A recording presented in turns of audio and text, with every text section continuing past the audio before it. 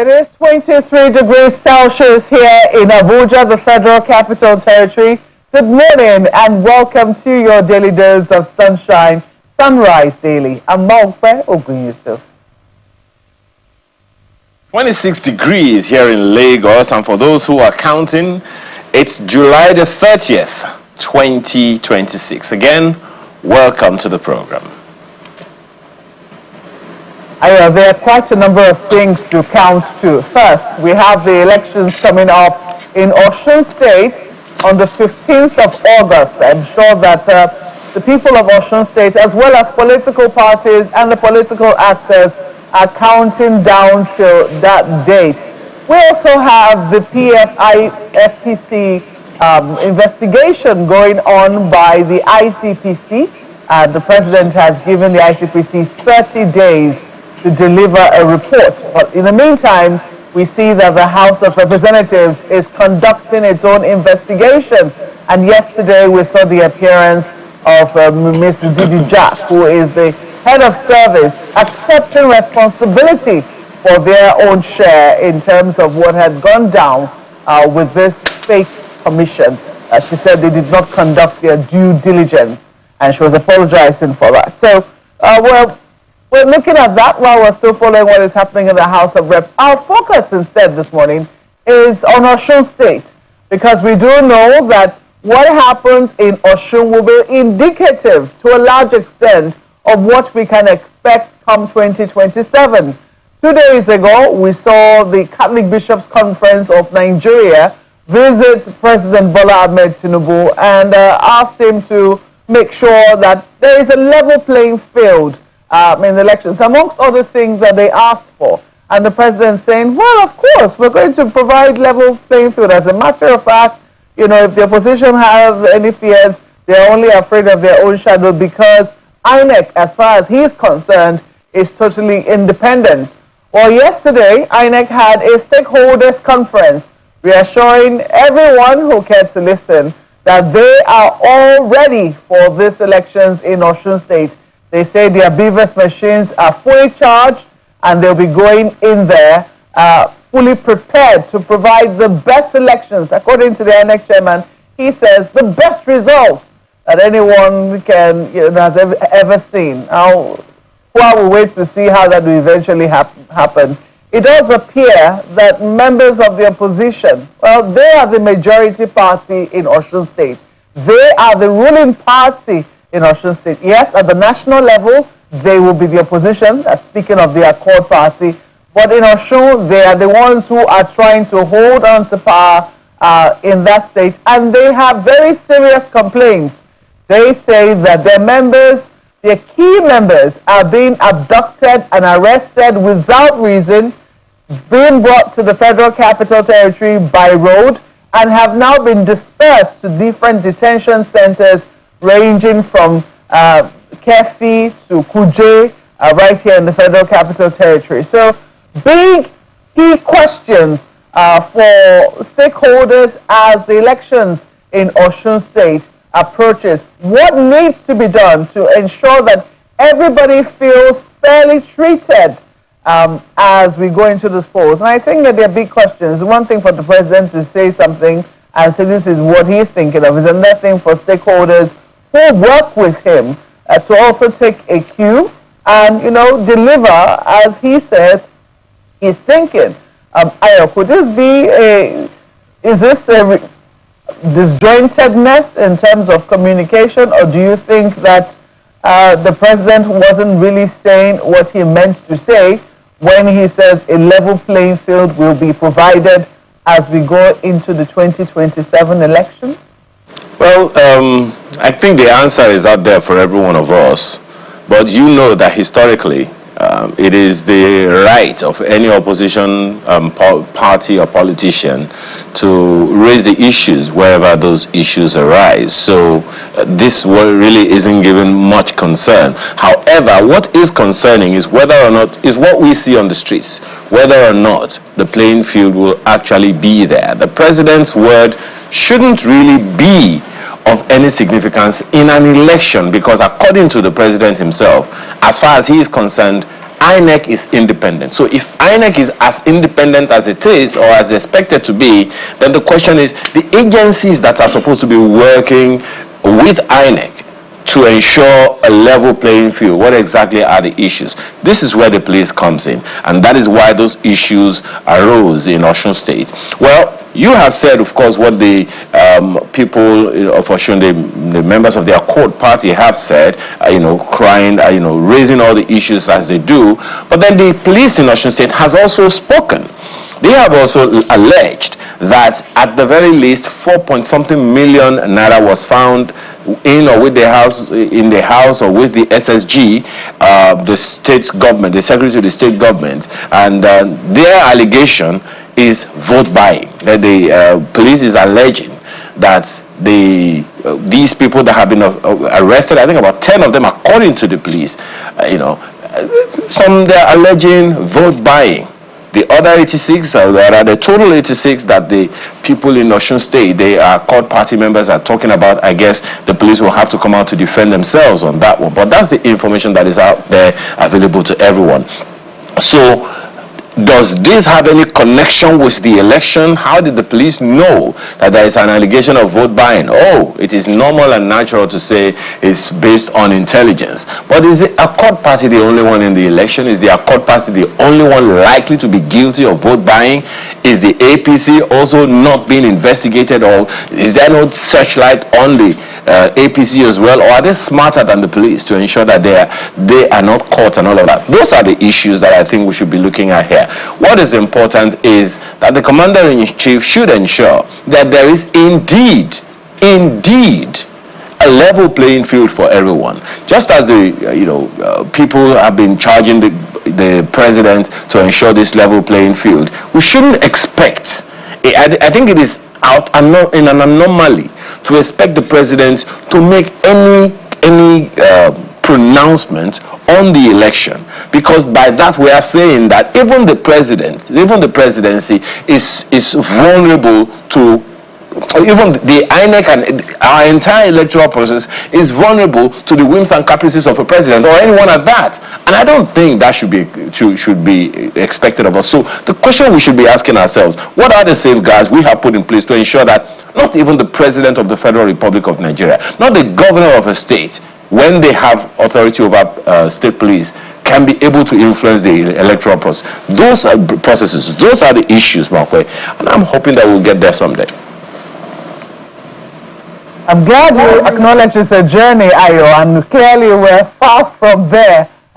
In the Nigeria that we know, the president and his people still have a great deal of influence, however subtle it will be, on our elections. That is basically where we currently are at. Well, we work towards a future where, the institutions of government connected with elections are shielded or protected from that. But in case the authorities have missed the complaints of members of a court party, here is what one of them had to say about the elections coming up in Osun State. In the last 2-3 days, over 86 people, members of our court party, has been arrested for no reasons. These people are arrested and brought by road to Abuja, and they have been detained here unnecessarily. We have met with the leadership of the police, and they cannot provide any explanation to us. There is no petition against them.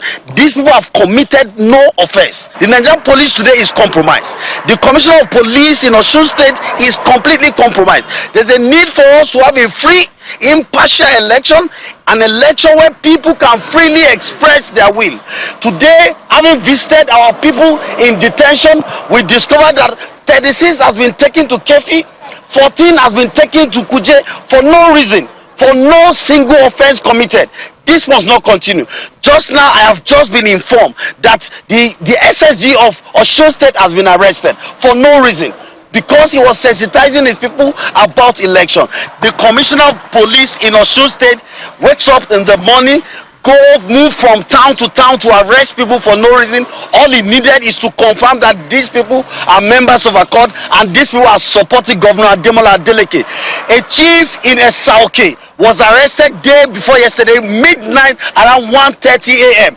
We met with the officers here, and they said we should go back to the Commissioner of Police in Osun State, and that these people are just being kept here. It is the command that arrested them. Why will the command arrest people in Osun State and bring them to Abuja for no reason?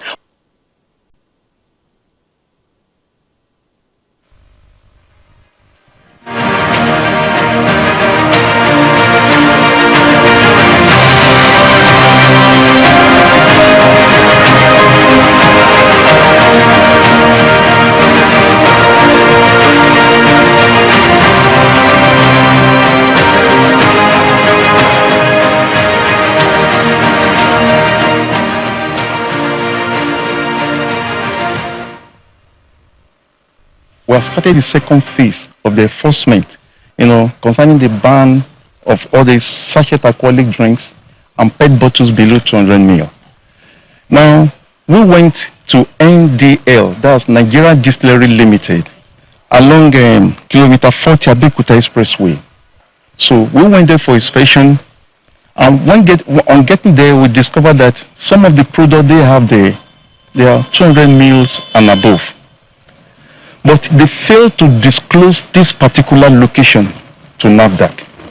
But based on our credible information, after sealing up the other factory over there, we proceeded to this particular place. When we got here, what we saw here was mind-boggling, because the banned pack sizes that the government said no company should produce, we found everything here. From 100 ml, as you can see, gentlemen of the press, over there you can see that 100 ml bottles, they are here. Even we have packaging materials for sachet. When we came the other time, we saw the packaging material from the machine. We saw the already produced product, sachet, on the machine. So, to our greatest surprise, this place was not disclosed to us. We discovered this place ourselves.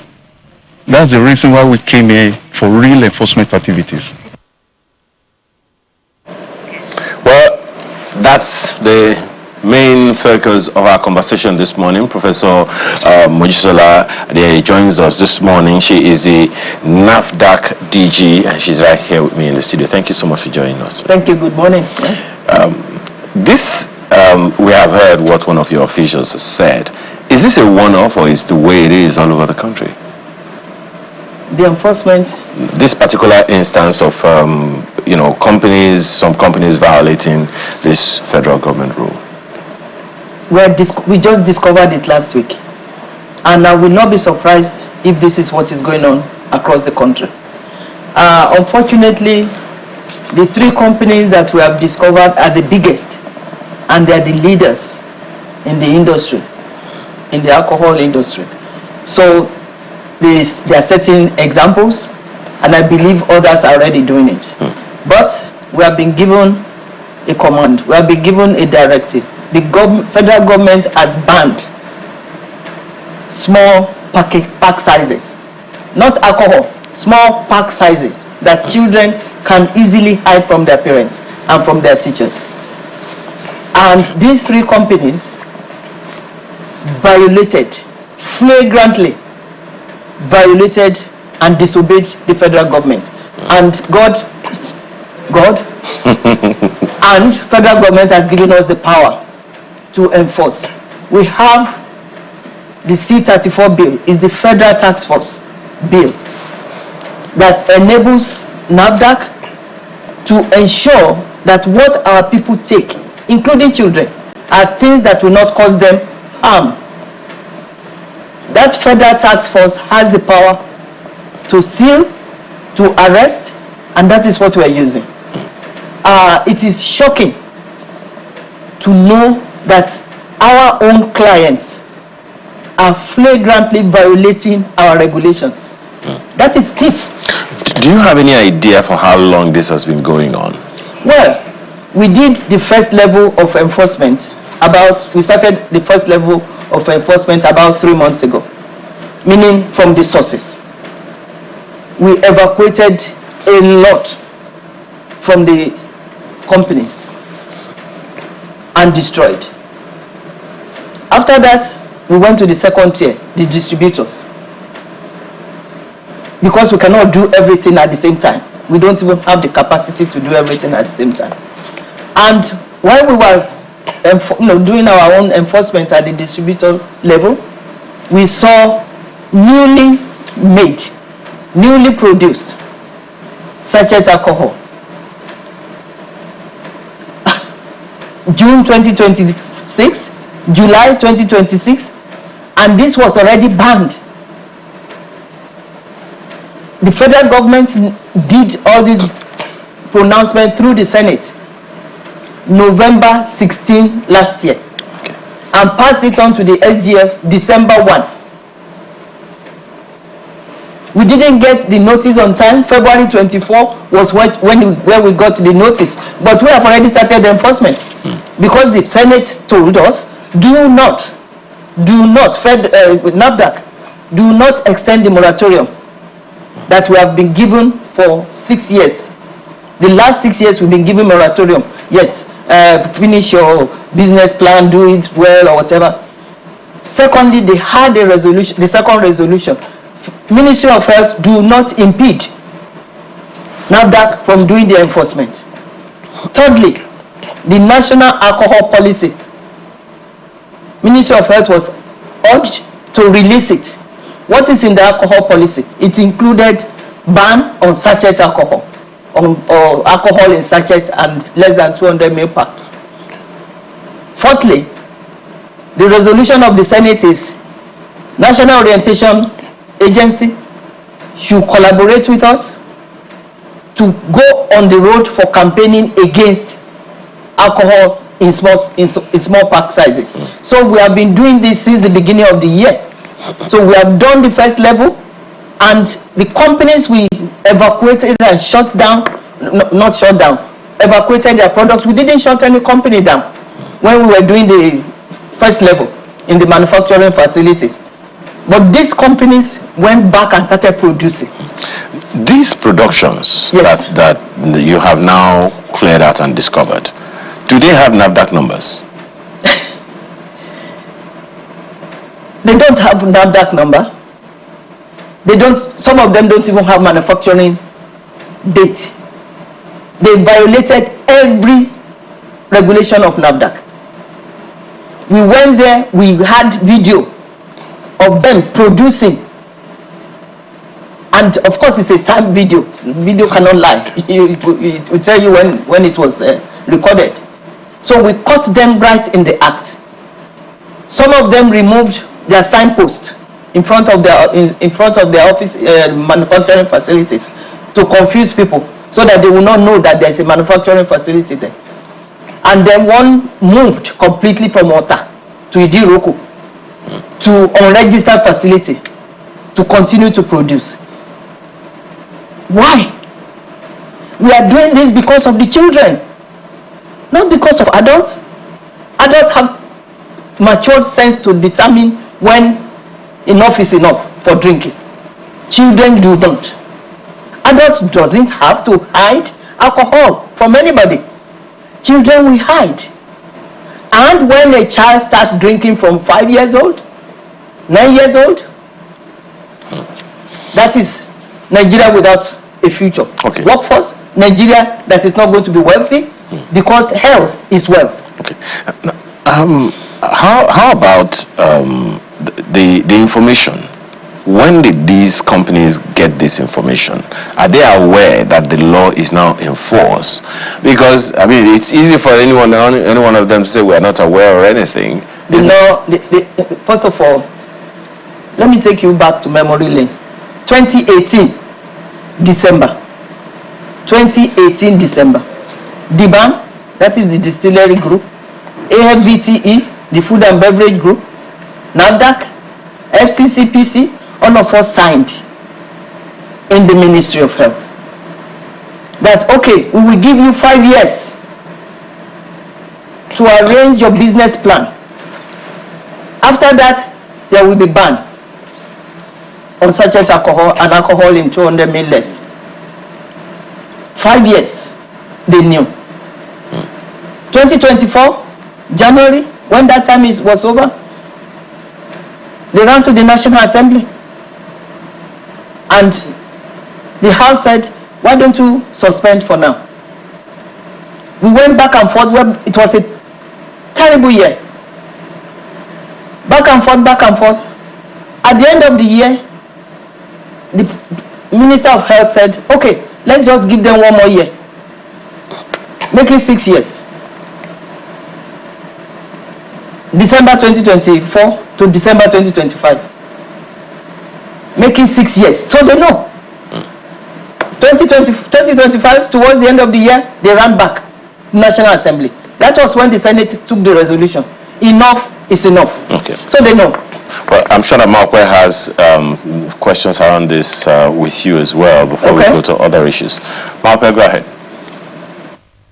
Thank you. It's good to see you again, Prof. And I know that, the challenges are a lot, and NAFDAC will do what it can within its power. But then there are questions about consequences, because these are people you already call your clients. These are people that are no strangers to you.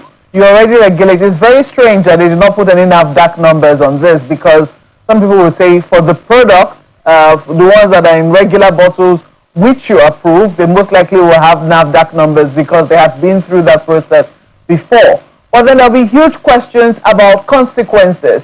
What consequence can we expect as a result of what you have now found to be a flagrant ignorance or a flagrant overlooking of the regulations or violations, flagrant violations of what your regulations are? Thank you for the question. We have laws and we have sanctions for violations. Right now we have sealed the 3 companies, the total sealing of the companies. We have options. We can blacklist these companies, meaning they will not produce, for us to regulate, for us to approve. Or we can use copper, or poker rather, I said copper, poker, proceeds of crime. We can seal and, completely seal and sell off their properties. It is the government money, the money is going to the government coffers, but there are laws that guide violations. There are laws and repercussions. We are in that process now. We want to know how many are still doing this flagrant abuse of federal government's power or regulation. It's an abuse on the whole country. That federal government bans something and you flagrantly continue to produce. There is nobody that is above the law in this country. So there are consequences. We are considering those. Thank you. How soon will those consequences be meted out? As soon as possible. I would just say as soon as possible. We are right in the middle of it right now. It's real time, and we want to finish what we have on the ground, and then we will let everybody know. Well, in terms of, because you have spoken about capacity, and clearly that's one of the things that it would seem that these people have exploited, the fact that NAFDAC cannot be everywhere at the same time, and they know that, you do not exactly have the manpower that you need to be everywhere, to be, in many important places in the country, overlooking foods and drinks and drugs, etc., etc. What more do you think can be done? What exactly are you putting forward as suggestions from NAFDAC to close these gaps and make sure that Nigerians are safer in terms of the things that they're consuming? Thank you for that question. Staff capacity. We have been chronically short of staff in NAFDAC. We are 240 million people, and we have 2,000 staff. A comparable country in Indonesia that has about 280 million people, they have 20,000 staff. That is the gap that we have been discussing in terms of closing. We are not asking for 20,000. We need at least 5,000 more at least 5,000 more staff, because like you said, we cannot be everywhere. We are stretched thin. We are doing the very best we can do. Another is a support. The Federal Task Force C-34 bill was enacted in 2004. That bill was never supported with 1 naira. And I met with the Minister of Finance, and he is very, very supportive of NAFDAC to ensure that the Federal Task Force is well supported, because the Federal Task Force also have 36 state tax forces. The 36 state tax forces are the ones that will be active at the state level to help us. So, to answer your question, the federal government is listening, that we need a lot of staff and we need support. And I believe they're going to do that. All right, we'll keep fingers crossed on that one and also see how it is that the states can intervene. I do not know if perhaps the Nigeria Governors Forum or if any state governments have shown interest so far in collaborating with your agency. It'd be worthwhile to know if there are any states who are actively collaborating with you. But whilst we continue to hope that NAFDAC can clamp down on those who are doing bad things, what about those who are doing good things? People who are looking for, they want to make their products safe and they want that NAFDAC number to be able to certify. What we're hearing from a number of small businesses is that the costs remain high and the process remains painfully slow. Is there anything that NAFDAC is doing to make it more transparent and make it even more affordable for Nigerians who, especially small businesses, that are trying to make consumables able to afford getting a NAFDAC number? That is a very good point you are making. We are partners of traders. NAFDAC is a partner of traders. We are for trade. And I want to start with the MSMEs. We gave palliatives to MSMEs twice. We charge very little, 35,000 naira. We have not reviewed our tariff since 2020. We have not reviewed our tariff since 2020 because we want to make sure that the economic downturn has improved. But if an MSME goes to a consultant, the consultant will dupe them. And there have been a lot of cases where consultants dupe MSMEs. We charge very, very little. If you're an MSME, we're still going to take your product to the lab compared to the larger facility. But we normally do that. We bring the cost down to improve, to make sure that our MSMEs thrives. So we are partners of trade. Looking at the bigger companies, and I will use the example of the pharmaceutical companies. In 2019, we started what is called 5+5. The products that we have been importing into the country that we can also produce. We give you 5 years to migrate for local manufacturing or to partner. That has changed the industry. We have decreased importation of products under those categories, 5+5 and ceiling list. We have decreased importation by 70%. We have saved our pharmaceutical industry from oblivion because of our policies. For the food industry, we are working on a policy now, we call it global listing. If the product can be produced in Nigeria, we will tell you, please, you're going to migrate or you partner with somebody that is making it. Because what we experienced during the pandemic, we don't want it to happen again. Where we were left hanging. And thank God for President Bola Ahmed Tinubu, who passed the executive order in 2024, giving incentives to pharmaceutical industry. so that they will be more incentivized to do manufacturing, so to do local manufacturing. That has also helped. So we are partners of trade, and we will continue to be partners of trade. We have digitized our systems to make it easier, and we know that it may be a little slower, but testing in the lab, you cannot rush it. Inspection, you cannot rush it based on our staff capacity. So we are supporters of trade. Personally, I was born into a family that loves trade, and I don't take trade lightly at all. Thank you. Ma'am, I'm just going to ask you one more question, which is what small businesses can expect. Because you have said you've digitized the process, you're trying to make it easier, you've put down subsidy for small businesses, you haven't changed your price. However, if they go to consultants, they could be duped, that consultants could dupe them. A number of them do opt for consultants because they believe that they might not be answered by the system otherwise.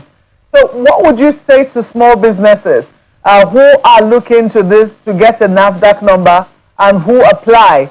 From when they apply to when their product is eventually certified, how long can they typically expect that their checks will be conducted by NAFDAC? Again, that's a very good question or set of questions. For food, it takes 120 working days from the date you submit your application to when you get your NAFDAC number, if it is approved. 120 working days. Sometimes we don't enunciate that clearly to clients, and I've always told my staff, please let them know. Why is that so? Because we have limited capacity of staff. Secondly, when you apply, whether digital, of course digitally, it takes a while to process. Then we ask you, we are assuming you have facility where you are producing this. We have to go and inspect.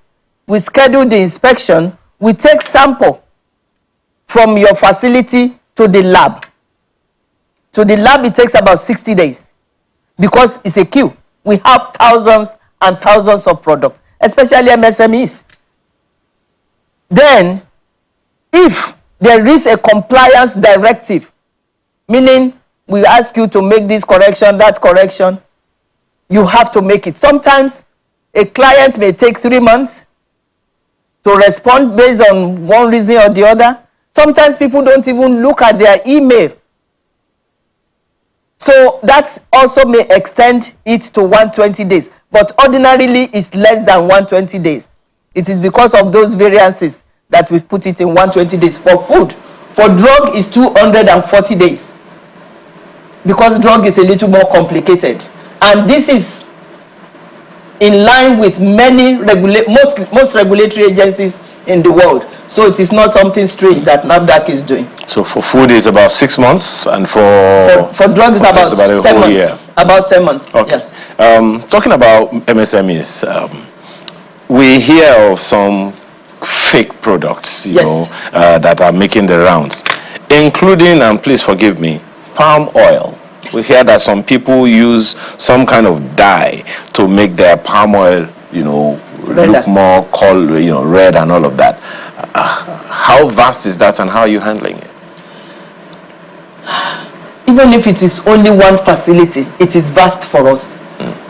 Because that, or market, not facility, market, it is vast for us. Because this is what people take every day. They eat every day. They take soup every day. So adding azo dye to palm oil is out of this world for me. I cannot believe it, that people will get desperate because our kidneys cannot handle some elements, and if they get to the kidney, they cannot be filtered out. They stay there and start disrupting the tissues around them. That's why people may have kidney problems. We go out, we sample, we take samples, we do surveys. to the lab. And unfortunately, most of the ones that are registered with us don't do that. It is the informal market where it is difficult to really know who sold who to what, to who. So it is a very, very serious violation. And if we find out, we shut them down. Okay. You know. There's news just yesterday. Yes. The Customs Service in Port Harcourt handed over a consignment of expired pharmaceutical products valued some 59 million naira to NAFDAC. And Yes. That's I thought we were done with that. It seems that the issue isn't going anywhere. 59 million naira is not something that a micro, small, or medium enterprise can just go and throw into a thing, knowing that NAFDAC can come after them. Usually, the question I will ask is, how do we identify these people? How do we go after the kingpins? How do we also trace the country of origin so that these things don't come into Nigeria? Well, this is a daily work for us, challenge for us, and it is good we have this strong partnership now with customs. We signed an MOU with them about a year and a half ago, and things have really worked positively for both agencies. In terms of tracking the source, of course we track the source. Sometimes we don't. If you go on our website, you will see blacklisting, you will see watch listing. Companies that violate our regulations, we blacklist them. Okay. The ones that we are still investigating or we are given a grace to improve, we put them on watch list. And within 6 months to 1 year, if they don't, we upgrade them to blacklisting. Okay. We don't deal with them. Okay, one last one, because I know that we have to jump into another conversation. It's a question I always ask you. Phytomedicine.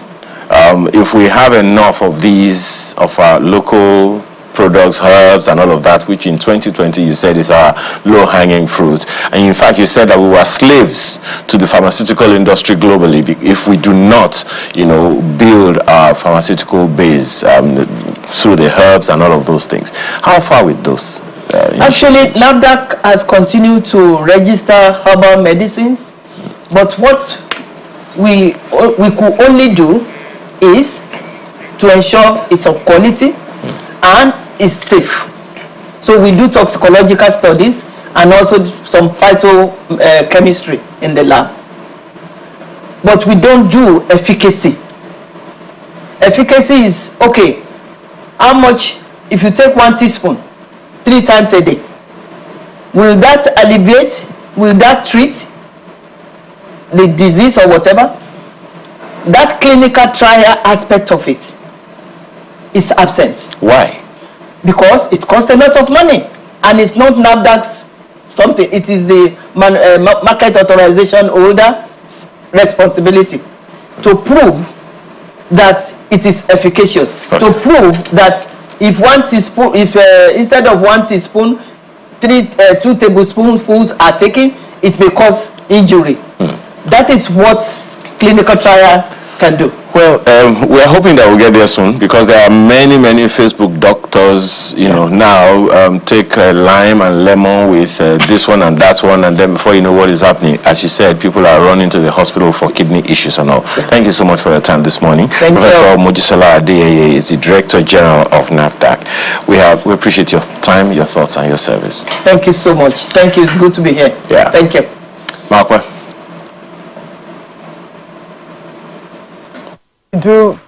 Switching gears now, and we have right here in our studios Mr. Akande, who is primed to take us through what we have seen this week. Quite a busy week it's been, especially on the political front.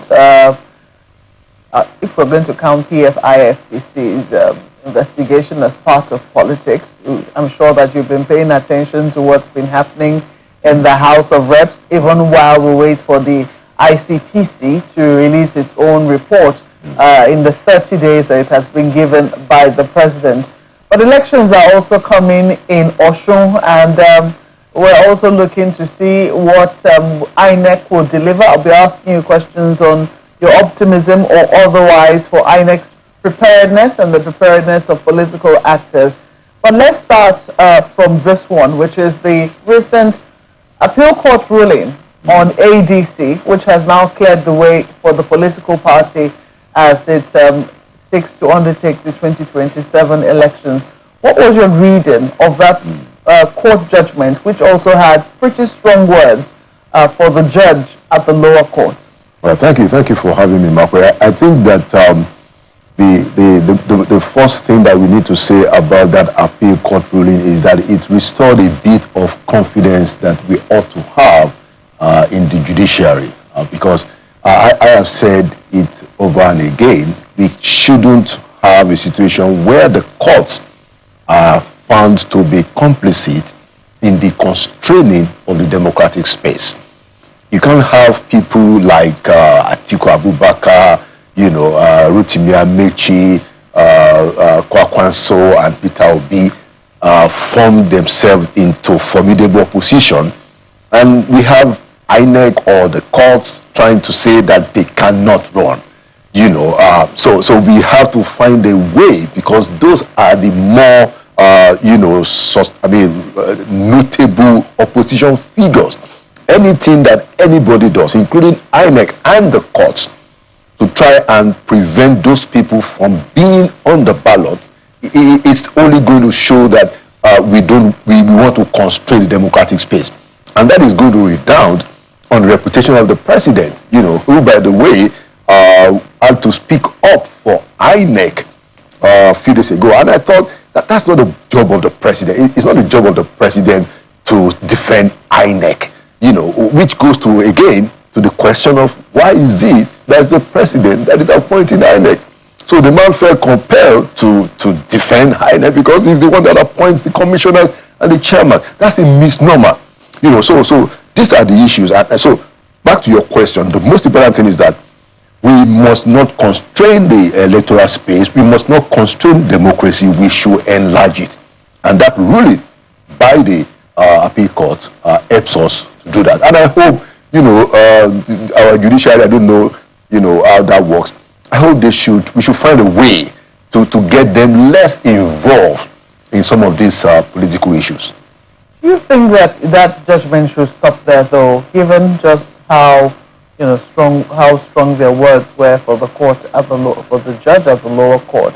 It was not the first time. I think even when they granted a stay of execution or something to the effect, before they eventually gave this ruling, they had spoken very strongly about that particular judge. Do you think that we should be hearing something, perhaps some reporting to the National Judicial Council? Yeah, I think the fact that we need to have some very serious reforms, in the judiciary has been said over and over again. I don't know whether it is this particular judge, but I remember that figures and important people in that sector, such as Professor Chidi Odinkalu, described a situation where judges who have been become indisposed, are seen to be writing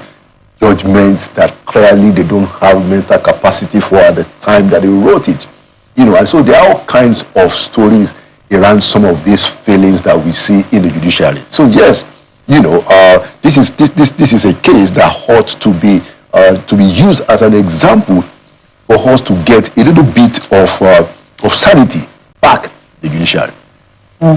One way to see that. It's very interesting that you also made reference to the fact that the president had to speak up for INEC when the Catholic Bishops' Conference of Nigeria paid him a visit just this week, a few days ago, when he said that INEC, as far as he knows, is independent, and that if the opposition are afraid of anything, perhaps they're afraid of their own shadow. Big questions, but I do not know whether, as we were hearing, myself and I had cause to raise the complaint of the Accord party in the forthcoming Osun elections. They say 86 of their members have been arrested. They were brought by road to Abuja, and that they have no idea, no clear idea of why these people have been arrested, and they have been dispersed. And even if whatever it was they were arrested for could have been handled in Osun State, why did they have to be brought to the Federal Capital Territory? They have been dispersed to detention centers in Kuje, in Kefi. You know, these are things that we're hearing. As we go into these elections in Osun, do you have any concerns with some of the reports that you're hearing? Yeah, so what I will say, and this is useful just so we understand the dynamics of how these things work. At the level of democratic and party politics evolution that we have in Nigeria today, is that any party that is in government, they bring a big dose, you know, even in my view, an overly big dose of their incumbency to play. You know, and this happens, you know, regardless of the political party. You know, PDP will do this if they had the power. They did it for 16 years. Unfortunately, APC in the last, you know, 11 years now, is it? They've been doing it. You know, so you see that overly demonstration of, you know, Awala Wambe. You know, we are the ones. Now we did, dear. Yeah, you know, and that is what is happening. You know, and I say that and I'm not trying to prejudice whatever may be the facts of the case that we've not been told with what is happening in Osun State, because we've not been told. We don't know. So that's what's really going on. Shouldn't we know? Because if that number of people have been taken, members of the ruling party in Osun State say they don't know. The public is where I know that I was, you know, referring to some police reports, but they haven't quite come out as plainly and as openly as they normally would in any other case. Yeah. Shouldn't the public be very aware of why it is that number of people have been taken from their base in Osun State? Does it speak to some of the transparency issues that we should be highlighting ahead of the elections? Yeah, and this is really, you know, putting it right in front of the police in Osun State, that they are not giving us enough information about their activities. When I first saw the story of the arrest of the secretary to the state government, you know, and I read the headline, it says that they found PVCs in his house, about 4 million naira and all of that. You know, and then I read the story. Yes, they found PVCs in his house, but he said it's 2 PVCs that they found in his house. Now, I mean, I don't know what else they know or they are not telling us. But the story that came out is clearly insufficient to portray, you know, that ongoing crime. It's possible that indeed that, you know, crime is being perpetuated. It's very possible. You know, but I'm saying that the amount of information and the kind of information, you know, you go into somebody's to the house of the SSG to go and arrest him because you find 2 PVCs.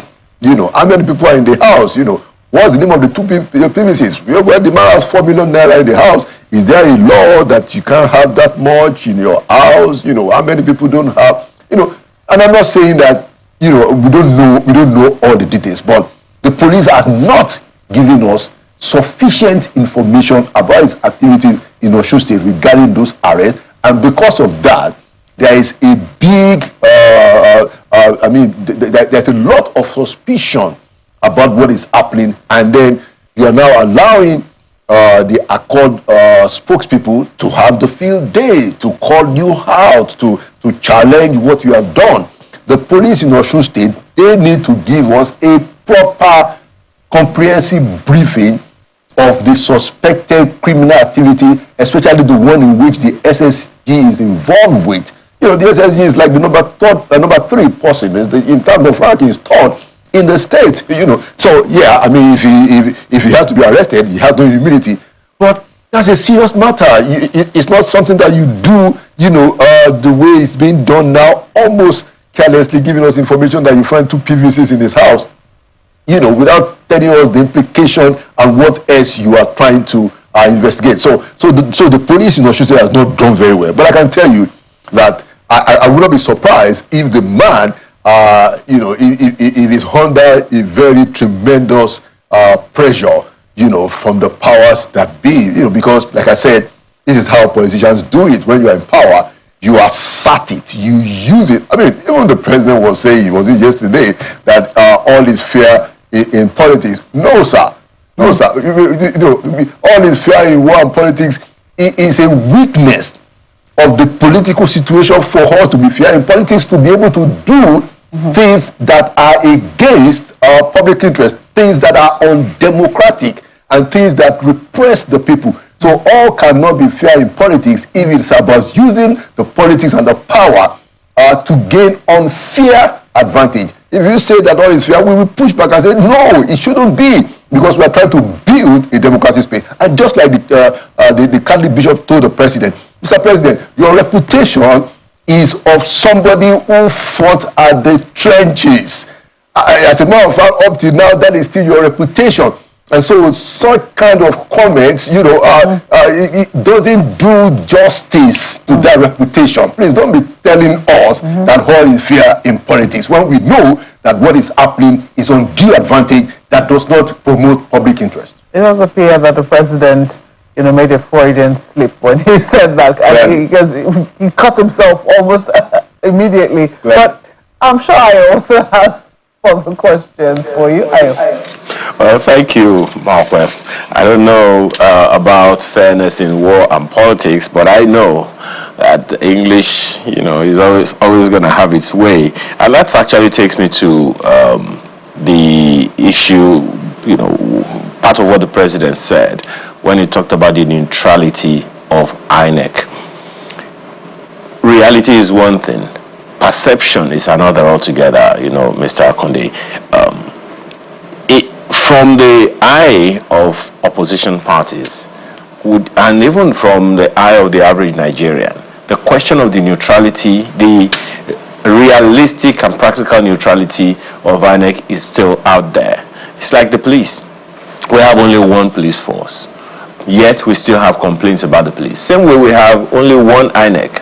But guess what? We have to obey every rule of INEC. So how do we manage this challenge? On the one hand, the issue of whether INEC is neutral or not, and the reality that we have to confront during the elections. Add that to the trust quotient, Mr. Akande. Thank you, Ayo. So I think the current INEC leadership still has a lot to do in terms of inspiring the confidence of Nigerians in that commission as it is currently being led. You know, and some of the things that INEC has done, including the attempt to deregister ADC, was completely unnecessary. Okay, so INEC has its job cut out for it if they want Nigerians to really trust them.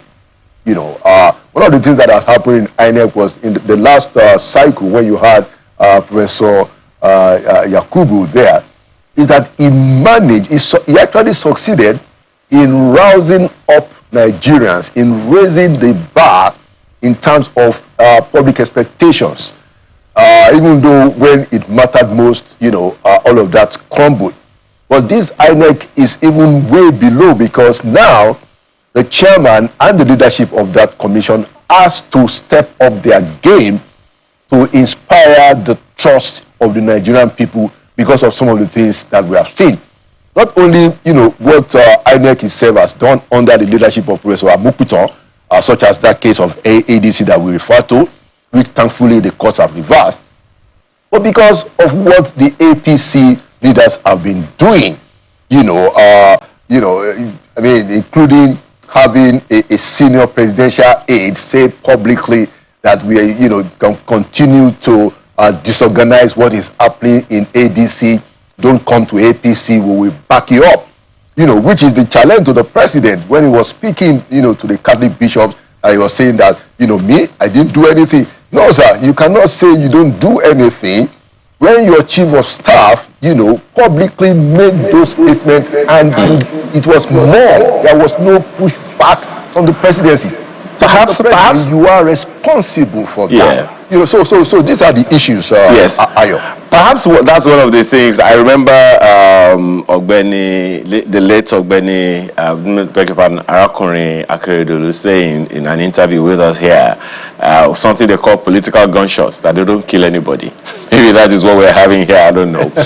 But there's just this one last thing, Mr. Akande. In the course of this week, we were interviewing a chieftain of an opposition party who was saying that the APC does not have the monopoly of violence. Now, we have to be asking whether or not the fellow is calling for people to not come out to vote during the elections, or he's asking for mobilizing people to also come out to defend themselves. What are your thoughts on that? Because what you are essentially saying is the rhetoric of political actors is also something that we should take very, very seriously. Oh yes, you know, especially as we get closer to the elections, whatever is being said, you know, especially around the question of peace and potential violence or issues or stuff that can ramp up political temperature and bring tensions, we got to be very careful about it. But again, this is what politicians do. They try to, you know, shake themselves up, really. But it does have just like you have suggested, it has the potential of also scaring away the voters, because if the voters think that there's going to be disquiet, that there's going to be some form of violence, you know, they won't come out. So all of these things have implications. You know, people shouldn't be saying, they shouldn't be implying stuff that we go to violence, you know, and there ought to be laws, you know, against those kind of statements, you know, and we should all be united, whether regardless of our partisan differences. We should all be united that, look, let us maintain the peace, let us do what is right, let the playing field be actually level, and let us have an INEC, even if we have to go and restructure the way INEC is composed. Let us have an INEC that all of us can trust, not an INEC that is appointed by the president, you know, especially when you have a National Assembly that is basically rubber stamp. We need to go and fix that. We can't do that immediately, but it's something that we have to do so that we can have an independent INEC going forward.